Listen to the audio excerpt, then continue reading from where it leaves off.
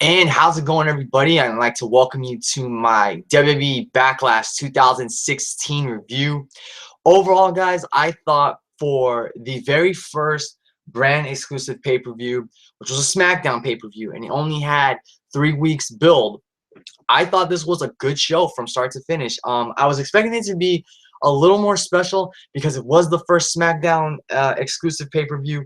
It was the first brand exclusive pay-per-view. But overall, guys, I thought this was a good show from start to finish. And this just goes to show a couple things. One, SmackDown is really putting in the effort to give a really good to great product to compete with Monday Night Raw. And two, the fact that there was only 6 matches on this card and the show itself was 3 hours, it just goes to show you that, like my good friend Daniel Geiser has said in the past, less ultimately means more, and less will always equal more. I was very happy with the time that all these matches got. I was very happy with how the show went. The show just, I felt like, before you know it, from the time I sat down to watch the first match until we got to the main event, it just everything went smooth. I didn't feel bored. I loved it. I got to give kudos to everybody on the SmackDown roster, from Shane McMahon, Daniel Bryan, to everyone that performed last night. Got to give them a ton of kudos for how this show turned out. Without any further ado, let's get right down to my review. So Daniel Bryan and Shane McMahon came out to welcome the audience in Richmond to Backlash. They hyped the crowd up. They hyped the show up, talking about the crowning of new SmackDown Tag Team Champions. And we kicked the show off with the 6-pack Women's Elimination Challenge for the inaugural SmackDown Women's Championship. It was Becky Lynch versus Natalya versus Alexa Bliss versus Naomi versus Nikki Bella versus Carmella. And this was a very good opener, guys. A very good women's wrestling match. Was happy to see the women not only go on first, but get a real good amount of time to go out there and just shine. I feel like all 6 women shined one way or another. And I got to give special kudos to Naomi, because I feel like she really stepped it up in this match. I feel like Naomi has not overrated. Excuse me. I feel she's been underrated for a couple years now, and she really took that extra mile in this match. She really took that extra step, and overall, I feel like she really proved that she can be a top women's wrestler, a top women's champion in the future. Kudos to her. Some match highlights include Nikki Bella hitting Alexa Bliss with a springboard Shining Wizard. And I gotta say this right off the bat, Alexa Bliss looked freaking fine. Oh my gosh, she won my heart over with her Harley Quinn inspired look. She had the ponytail, she had the pigtails. Her whole look was Harley Quinn inspired. I loved it. I tweeted on SmackDown, not on SmackDown, on Twitter, that I love that she had the pigtail. She had this whole Harley Quinn look. I was saying, I guess we can call her SmackDown's little monster, because in the Suicide Squad movie, she's wearing the t-shirt that says Daddy's Little Monster. So like I said, some match highlights include Nikki hitting Alexa with a springboard Shining Wizard. Naomi got to do a modified Eat the Feet on Alexa Bliss, but instead of using one foot, she actually hit Alexa in the face with both feet. Nikki got trapped in the Code of Silence by Carmella, but she managed to roll through and counter with an Alabama Slam. Nikki, Carmella, and Natty performed a Tower of Doom, which, honestly, guys, that spot is really getting old to me now. When they used to do it before, they didn't do it as much, so every time you saw it, it was really cool. But now I feel like they're doing it too much.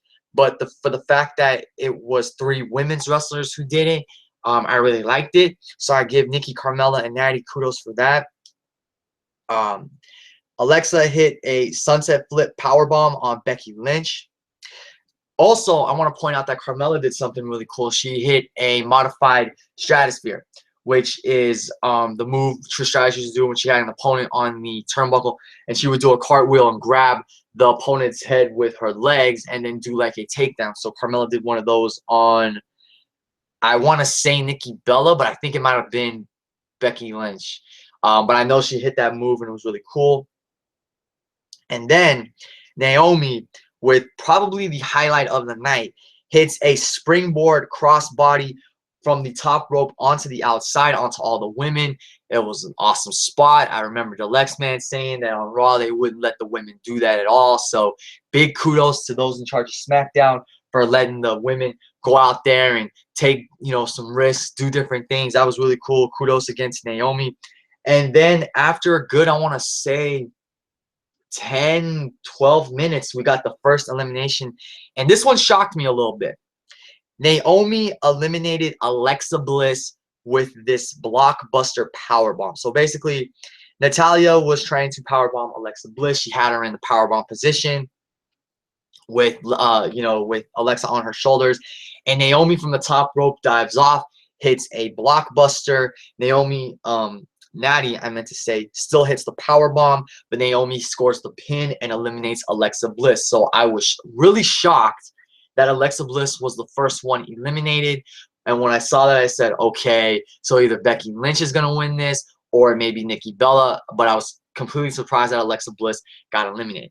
And then from there, just everybody started getting eliminated. And that was my only gripe with this match, that the women were getting eliminated like one after the other right after Alexa Bliss got eliminated. Naomi tapped out to the sharpshooter after she went for another springboard move, and Nikki clocked her with the forearm. Then Natty got her in the sharpshooter, made her tap out. And then after that, Nikki eliminated Natty with the TKO. And then after that, Carmella rolls up Nikki and gets this bridge and manages to eliminate her. And then Carmella, being the arrogant heel that she is, shoves Nikki Bella. Nikki Bella retaliates with a slap before exiting the ring. And Carmella was actually pretty pissed off. And I like that. I like that we saw some development in Carmella's heel character.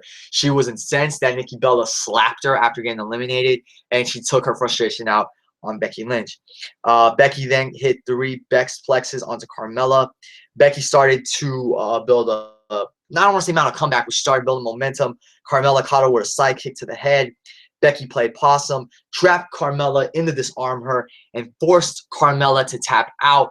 Becky Lynch is your brand new and first ever SmackDown Women's Champion. Couldn't have happened to a better person. I've been a Becky Lynch fan for 2 years now. I've felt like, well, for a year now, actually, because I feel like she's been a dark horse on NXT. She's always been a dark horse, whether it was NXT or the main roster, and she finally got that one moment to shine, that moment that defines her as a top women's wrestler. And with her victory, all 4 horsewomen have won a major women's championship, be it the women's championship on Raw, this new SmackDown women's championship, or the NXT women's championship. You know, I wish Becky would have won the championship, which was on NXT, but this is well-deserved for her. She's busted her ass day in and day out to get to where she is now.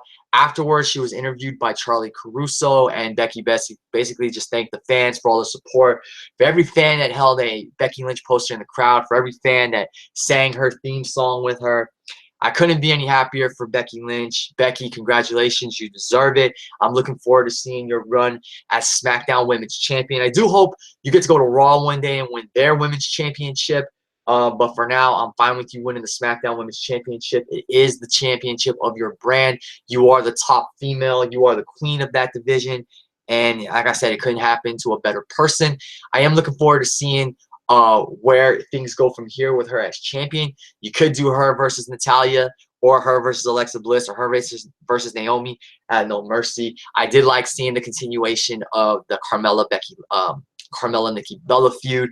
It looks like we're definitely going to get a match between them at No Mercy, which is perfect. It's another great way for the women to shine on the card. But 3.5 stars for this match. Very good opener. Congratulations to all the women for going out there and not only getting to kick the show off, but shining the way that each of them did. And again, congratulations, Becky Lynch, on becoming the new SmackDown Women's Champion. And kudos to Naomi for raising her stock a little bit, I should say. And just going out there and having a really good standout performance with some of the things she did, including the high-risk moves from the top rope. So that's awesome, and I hope to see Naomi become women's champion in the future. Next, we had the Usos versus the Hype Bros in a second chance match. Of course, the winner will go on to the finals of the SmackDown Tag Team Championship Tournament to face Rhyno and Heath Slater. This was a good, solid match, and I really liked the Usos the heel work they did in this match. They came out in completely different gear. They didn't do their traditional war chant. They didn't come out with the face paint. They were in all black. Jimmy was wearing a tank top. Jay had no shirt on at all. And they reminded me of Roman Reigns for a reason, or Jimmy did, reminding me of Roman Reigns with his look. But I really like I really like how the Usos brought out their heel side. This heel turn was something well needed, something long overdue, and they did a great job with their heel tactics in this match. Zack Ryder, some highlights include Zack Ryder hitting a missile dropkick off the apron onto Jimmy. And then Mojo Rawley went from the other side and literally, like a freight train, knocked over both Usos. Then when they got back inside the ring, Jay and Jimmy started, isolating Zack Ryder. Jay hit Zack Ryder with a running hip attack a la their Uncle Umaga. When Mojo got the hot tag, he hit a couple stinger splashes on Jey Uso and caught Jay when he was trying to do a crossbody and hit him with a military press face buster. Nice little move there. Zack Ryder then hit a top rope Frankensteiner, and I want to say Jey Uso. Didn't write it down in my notes, but it was one of the Usos. I still can't remember, especially now they don't have the face paint on anymore. But in the end, Jey Uso hit a chop block on Zack Ryder, and then Jimmy got Ryder in a headlock, and Jay did the same super kick to the back of the leg like they did to Chad Gable. And then Jimmy forced Zack Ryder to tap out to the Tequila Sunrise, and the Usos move on to the finals of the SmackDown Tag Team Championship Tournament. I thought that was really cool that Jimmy Uso pulled out the Tequila Sunrise. That was Conan's finisher back in the day in WCW. The Lex Man pointed that out, and he got a tweet back from Conan, so that was really cool. But yeah, happy to see the Usos do their thing as a heel. They're really doing well so far as heels. Like I said, this heel turn was way overdue, and the Usos move on to the finals of the Tag Team Championship Tournament.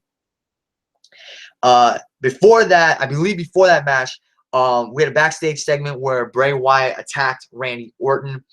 And the reason for that was it was reported early on in the day before Backlash went on the air that Randy Orton had not been medically cleared to compete following the injury he suffered at the hands of Brock Lesnar in their match when Brock legit busted him open, split him open.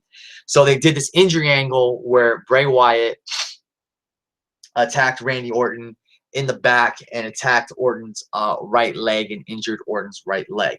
So that happened before the next match, which was the Intercontinental Championship match. Miz defending against Dolph Ziggler. This was a great match, guys. It started off slow, but it picked up. And before the match, Miz had a backstage segment with Daniel Bryan where he was talking about getting his contract renegotiated. And he said, I forgot what he said, but he was pretty much, he pretty much burned Daniel Bryan with some of the insults he was throwing at him. And you can see Daniel Bryan was trying to control his frustration. He didn't like flip out on the Miz or anything. But I remember the Lex Man on Twitter said what Daniel Bryan should do in these negotiations is add in a contract that Miz has to defend the Intercontinental Championship every night on SmackDown Live. It was a little way to get back at him. So getting to the match, like I said, it was a great match. I feel like Miz really did a great job exhibiting his workhorse mentality. His work ethic was great in this match. There were points in the match where he mocked Daniel Bryan, actually did a move or two from Daniel Bryan's arsenal. I'll get to that in a little bit. Some match highlights include Miz catapulting Dolph Ziggler over the top rope to the outside. Dolph Ziggler early on took Miz down and tried to apply some amateur wrestling skills onto Miz, which was very unique. I don't ever remember Dolph Ziggler trying to do that in his career, so that was cool, especially since Dolph was inducted into the Kent State Wrestling Hall of Fame. And I want to say, yeah, Kent State, because they brought it up yesterday on commentary. And then Miz pulled out the first of two moves that Daniel Bryan made popular. He performed a modified surfboard stretch on Dolph Ziggler. And then with Ziggler in the corner, Miz hit a series of corner drop kicks like Daniel Bryan would do. And then he punctuated that with the awesome clothesline, which is his patented clothesline. Miz countered a famous serve with a sit-out powerbomb. Later on, Dolph was able to actually hit the famous insert. He went for a famous insert. Miz countered, and then he threw Miz shoulder first into the ring post, and then he went for another famous insert, and that's where Miz caught him and hit him with a sit-up powerbomb. Dolph later on would hit another famous insert, and then he would cinch in the sleeper hold, but Miz would break it up. Dolph then drilled Miz with a spike DDT. Miz countered the super kick and did like he countered the super kick, and he put, if I remember right, he put Ziggler's leg on his shoulder, fell down, so he put force on that injured leg, and then locked in the figure four. Dolph managed to make it to the ropes. He scored with a super kick, but Miz got his foot on the ropes as Dolph went for the cover because literally Miz was right next to the ropes. Miz tried to crawl away, but Ziggler picked him up on his shoulders and brought him back to the ring. Miz attempted to roll Dolph Ziggler up, but Dolph countered the roll-up with a roll-up of his own. Miz kicked out. Maryse then played the difference maker by spraying Ziggler with some kind of like perfume or something in his eyes, and Miz connected with the Skull Crusher finale to score the 1-2-3 and retain the Intercontinental Championship. Great match, guys. 3 3/4 stars. I knew these guys would put on a good to really good matchup. This was a great matchup. And, you know, with everything happening for The Miz, I feel like he really exhibited his work ethic in this match. And I'm not jumping on The Miz bandwagon, but I'm starting to appreciate The Miz a little more. I mean, you know, like I said in my predictions video, he's been on fire ever since. He's been like, his career has been on fire, so to speak. He's gained some momentum since that shoot promo he cut on Talking Smack. And I really want to see them do something big with this program he has with Daniel Bryan. And you know, the way he was mocking Daniel Bryan, he was doing the yes chant, he did the drop kicks in the corner and the surfboard stretch. I like that. But I want to see Miz really unleash a very vicious side of him so that he can prove to people that he's not a coward. Maybe at No Mercy, he'll defend the champion. I don't know, against whoever he defends the championship. Maybe he won't have Maryse at his side, so he goes on his own to prove that he can, you know, remain Intercontinental Champion on his own. We'll see what happens. I really want WWE to pull the trigger with The Miz. He's been a great Intercontinental Champion since winning the title after WrestleMania 32. And like I said, his work ethic, he really exhibited it tonight, and how he took control of the match against Ziggler. So kudos to The Miz for that. And we'll see where Dolph Ziggler goes from here, guys.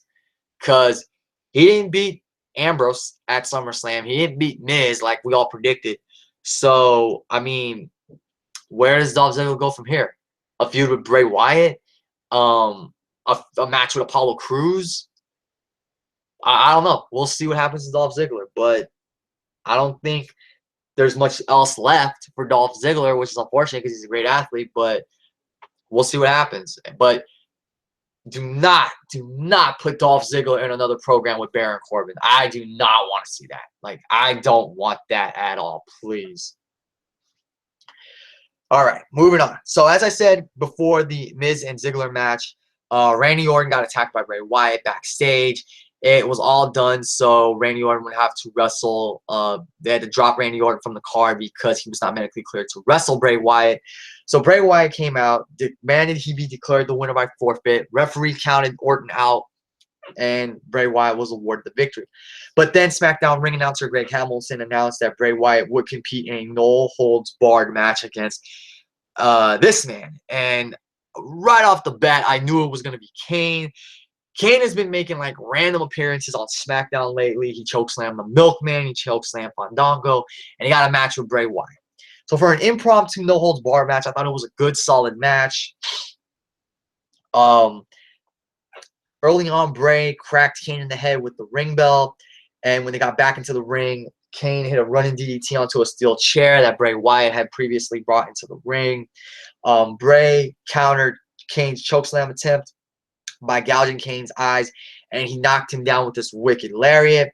Bray then put Kane on the Spanish announce table, got on the English announce table, did Randy Orton's Legend Killer Viper pose, whatever you want to do, you know, the one where he throws his hands up in the air, and then ran from the English announce table onto the Spanish announce table and did his run and senton that put Kane through the table.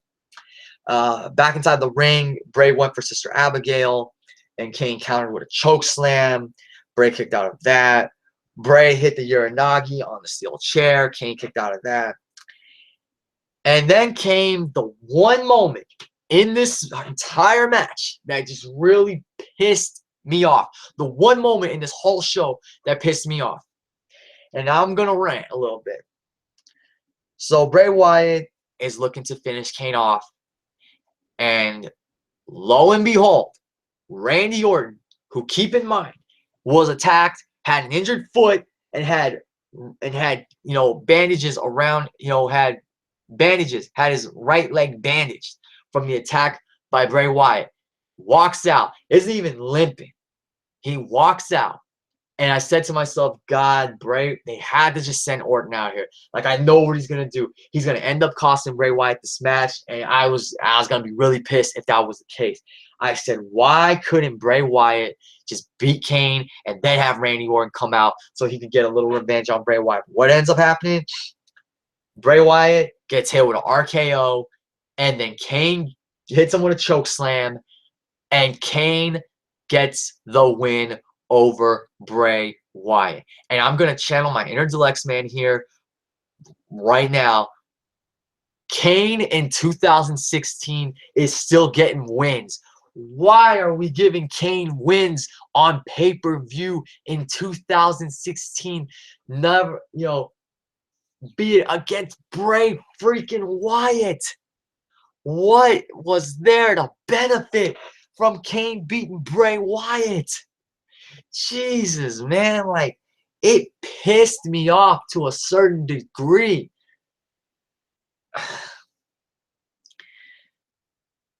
Bray Wyatt should have never lost to Kane in a no-holds-barred match.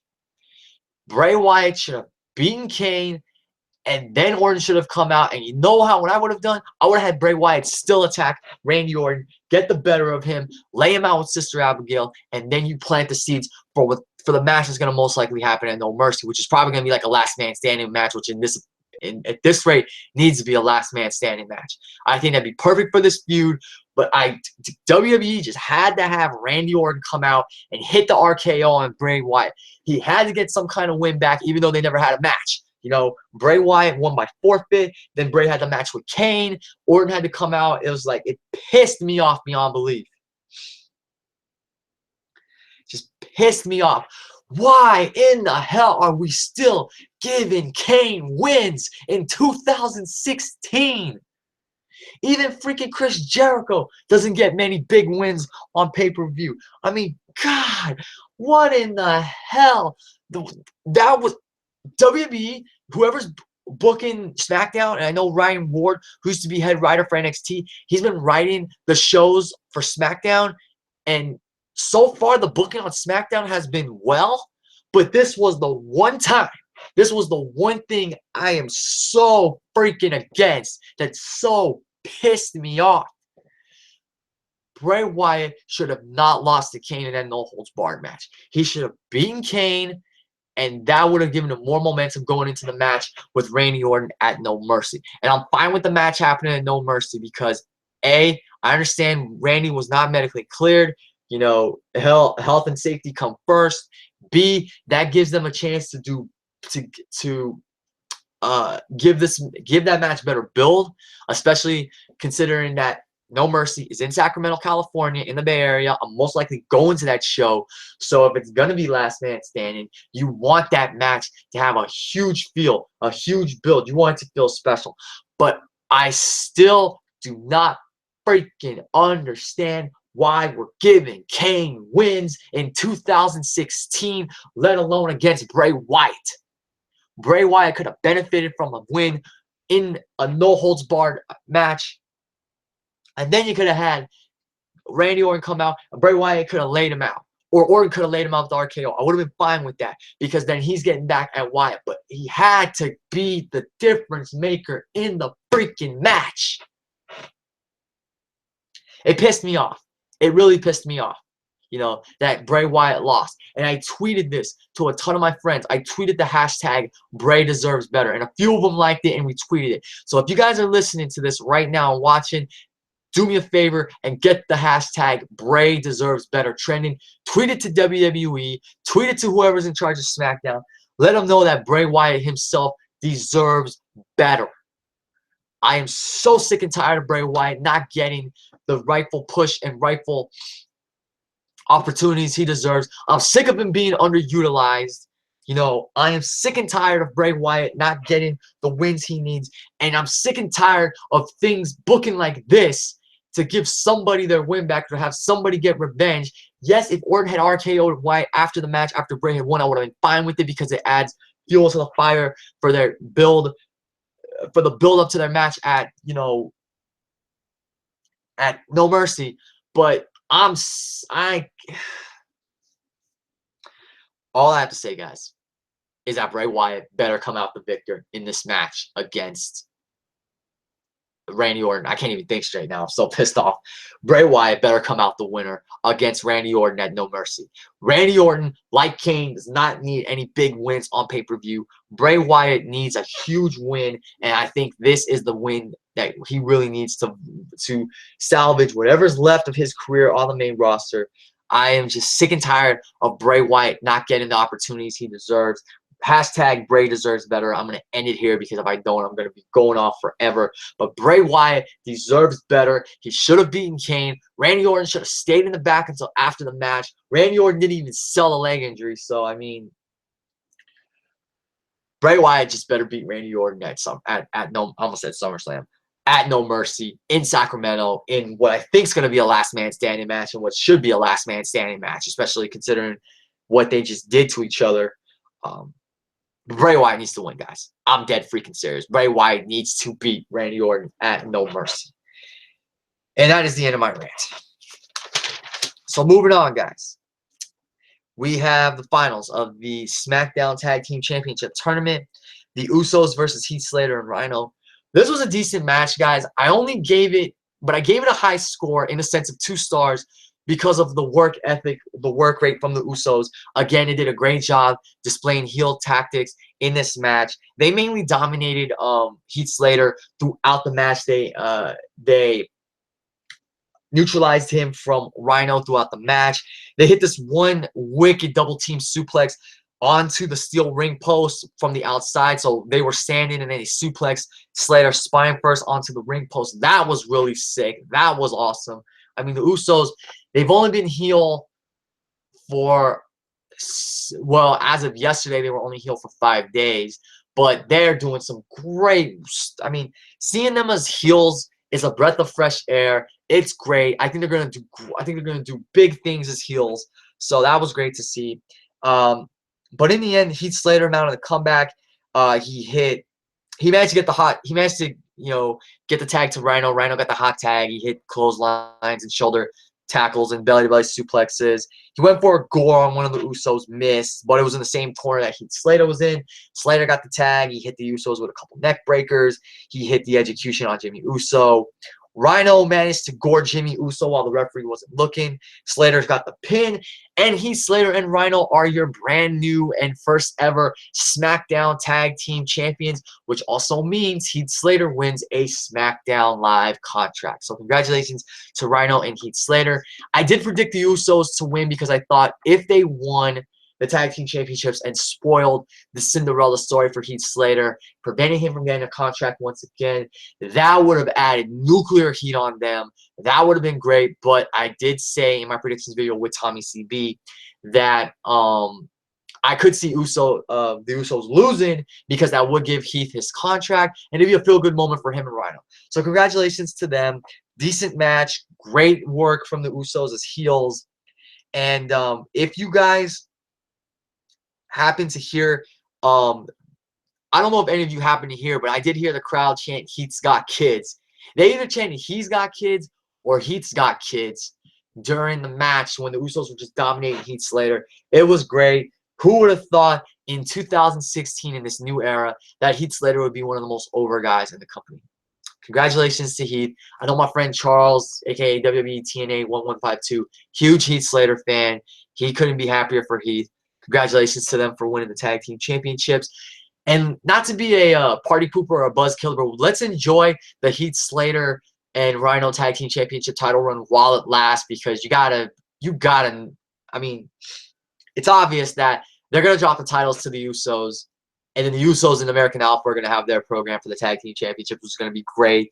So let's enjoy the Heath, Slater, and Rhyno connection while it lasts and while they're Tag Team Champions, because I wouldn't be surprised if this even happens tomorrow night on SmackDown. If the Usos come out, demand a rematch, you know, do the same thing they did to Chad Gable and Jason Jordan and end up, you know, beating Usos, or they end up beating Rhyno and Slater for the championships. So, like I said, guys, let's enjoy it while it lasts, because before you know it, the Usos are going to win those titles, and then we're going to get the Usos and American Alpha Tag Team Championship program, which, like I said, is going to be great. I'm looking forward to it. So, finally, guys, we get to the main event. For the WWE World Heavyweight Championship, the champion, Dean Ambrose, defending against the challenger, AJ Styles. I build it, the lunatic champion versus the phenomenal challenger. Ambrose versus the face that runs the place. And this match started off slow, but what I liked about it in the beginning was AJ Styles showing Dean Ambrose that he couldn't out-wrestle him. Ambrose couldn't out-wrestle AJ. AJ was getting the better of Ambrose. You know, he was faster than Ambrose. He was able to counter Ambrose, you know, just like that. So I like that. But as the match progressed, it got better, and overall it was a very good championship match. And I gotta say this, I was so surprised at how fast we got to the main event of this card. Like I was saying earlier in the show, earlier in my review at the start, it's like I sat down, the pay-per-view started, we had our women's six-pack elimination challenge, and before you know it, the show went by so fast and so smooth that we got to the main event. And it wasn't even like 7:30. It was 7:07 or 7:10 when the promo package aired for the main event. So I was like, wow, that was just impressive, incredible. And like I was saying, less always equals more. These matches got the right amount of time that they needed. Even the Usos versus Slater and Rhyno, I think it went 7 minutes, but that's all it needed. It was a decent match, but all these matches got the right amount of time, including the main event. So, get into the main event. We have a few really good match highlights, you know, throughout. Dean Ambrose did this, I don't know what to call it, but he hit this one sick, like, back suplex into a face buster that, you know, dropped AJ on his face from the top rope. It was from the top rope. It wasn't like they did it standing on the mat. They did it from the top turnbuckle, so that was sick. Dean Ambrose also hit his patent top rope elbow drop onto the floor, onto AJ Styles. Later on, back inside the ring, Ambrose hit, I called it the sit-down glam slam, but I found out it was a chicken wing face buster. It was a really cool move. AJ then managed to trap Ambrose in the corner, and he jumped onto Ambrose's left leg. And from there, he started targeting the left leg. He locked in the calf crusher, but Ambrose managed to make it to the ropes. AJ hit another calf, locked in another calf crusher, and this time Ambrose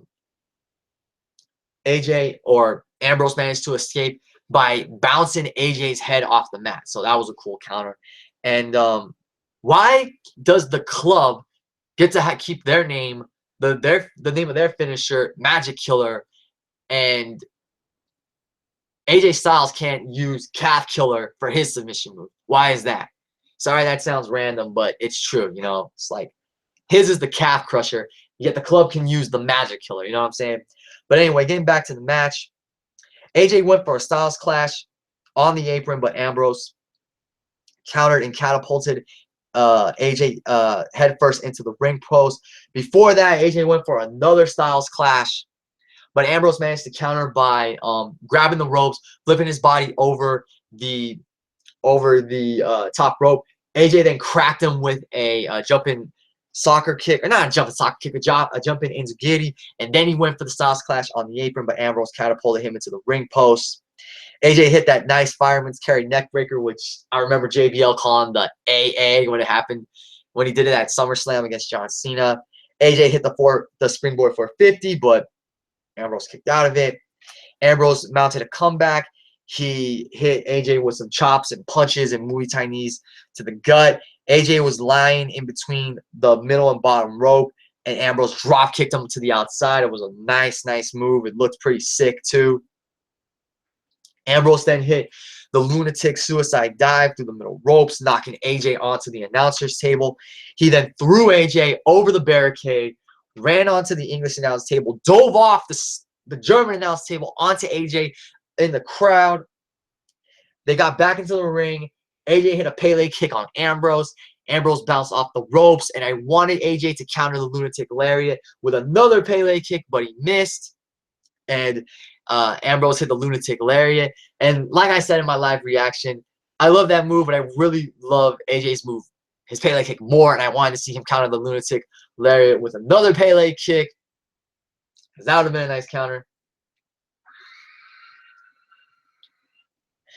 And then Ambrose went for dirty deeds, but AJ managed to shove him into the referee, and with the referee down briefly, AJ hits a low blow. He kicks Dean Ambrose low, positions him for the Styles Clash, drops Ambrose on his face with the Styles Clash. 1, 2, 3. AJ Styles dethrones Dean Ambrose and becomes the brand new WWE World Heavyweight Champion. I marked out. I was so happy for him. I didn't think it was going to end like that, but I said by hook or crook, AJ Styles was going to beat Dean Ambrose for the WWE World Heavyweight Championship. He did it, and AJ is not only the face that runs the place, but he is now the phenomenal WWE World Champion, and that makes him the only man to ever win the NWA Heavyweight Championship, the TNA World Heavyweight Championship, the IWGP Heavyweight Championship, and the WWE World Championship. AJ Styles, in a league of his own, in a class of his own, in a Grand Slam category of his own, AJ Styles has pretty much won every World Championship out there. I do not remember if he was a former ROH World Champion, but AJ Styles, as of last night, there's no other person who can contend with AJ for the title of Wrestler of the Year. AJ Styles has had a phenomenal, no pun intended, phenomenal 2016 since he debuted at the Royal Rumble. Well, even before that, with his Wrestle Kingdom Classic against Nakamura. And since then, AJ Styles has just had one incredible run in 2016. And his championship victory last night by hook or crook ultimately solidifies this as his year. There's no doubt he's the Wrestler of the Year. I can't think of anybody else that could take that title from him. AJ Styles is the Wrestler of the Year for 2016. We haven't even gotten to the end of the year, and AJ is already pretty much the Wrestler of the Year. And, you know, Dean Ambrose, he was a good champion while he held the title. He was a fighting champion. He took on all comers. But it's now time for a new era on SmackDown, and that era is going to look phenomenal. So congratulations to AJ Styles for his history-making championship victory. And we are most likely getting a rematch, guys, at No Mercy, which I look forward to going to because, like I said, it's in Sacramento, here in the Bay Area. It's a pay-per-view. AJ Styles is going to be rolling into the Bay Area with the WWE World Heavyweight Championship. And I'm expecting that the rematch is going to be a stipulation, whether it's no disqualification, falls count anywhere, no holds barred, a street fight. I don't care. Let it be a no disqualification match, any kind of no disqualification match where they can use weapons, just kick the crap out of each other, where Ambrose will get AJ on his terms, on his playing field, and it's just going to be an awesome match. I mean, like I was saying, this match started off slow, but then it picked up as it progressed. It just got better as it progressed. It was a very good match. And it reminds me of AJ's match with Roman Reigns at Payback earlier this year. You know, it started off slow, but then as it progressed, it got better. And I got a feeling when it comes to the rematch, which will be any kind of no disqualification match, it'll just be even better. You know, it'll be an even better match than the one here at Backlash. But overall, guys, Backlash, a good, strong pay-per-view, good, solid show from SmackDown, their first brand exclusive pay-per-view. I'm giving it a 7.5 out of 10. Can't give it an 8 or an 8.25, but still a good, strong show. better than SummerSlam, that's for sure. And I did give SummerSlam credit for being a good show, but this show is from start to finish, despite what happened with Bray Wyatt losing to Kane. Jesus. This show just did a fine job of progressing certain characters, certain storylines. I mean, we have Becky Lynch now as SmackDown Women's Champion. She'll probably face Alexa or Naomi or Natalya for the championship. She'll probably defend against one of them at No Mercy. Nikki Bella and Carmella are most likely going to have a match. We're going to get Bray Wyatt versus Randy Orton in like a last man standing match, which I think has to happen considering everything that's gone down between these guys. We'll probably get just this show did what a good solid show should do. Keep you invested in the product, continue the storylines, progress the storylines, and progress character development. So kudos to everybody on the SmackDown brand for this show. Like I said, I'm giving it 7.5 out of 10. Looking forward to tomorrow night's show. Can't wait to see AJ Styles come out with the championship, with the never give up armband. I mean, AJ Styles, he's kicking ass, taking names, collecting trophies too. We are now in the era of P1. And if it ain't P1, they don't want none. But I think I'm going to end this review right here, guys. I've gone on for a little while. Thanks for watching and listening. As always, like, comment, and subscribe. Share your thoughts down below on Backlash. What was your favorite match? If you ask me, I'd have to give the match of the night honors to The Miz and Dolph Ziggler. I like that match a little more than Ambrose versus AJ.